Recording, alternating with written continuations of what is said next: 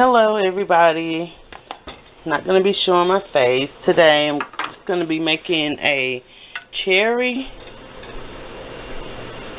and peach dump cake. So what I did was open up one can of those cherries and peaches. I cut my peaches up a little bit and I'm just mixing them up in here. Going to put a little bit of cinnamon.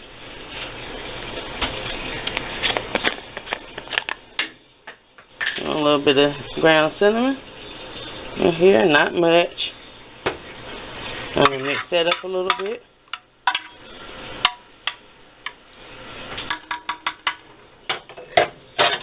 And this time we are using the Betty Crocker's butter recipe. So this is going to be a different flavor to it.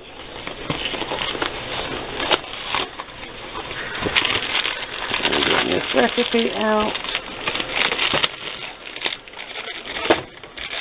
I'm getting this cake mix.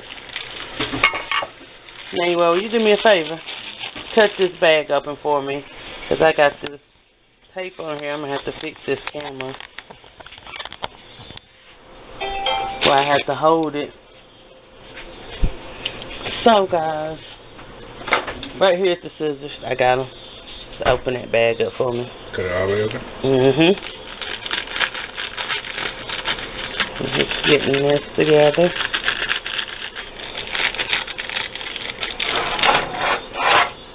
Alright, so we have a cake batter. I'm just sprinkling it on here. Put the whole thing on there. And it's basically, it tastes just like a cobbler. And just pour the whole bag on. Okay. We'll take it and spread this out on here.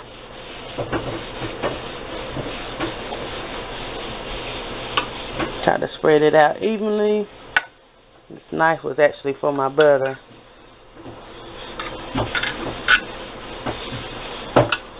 Okay.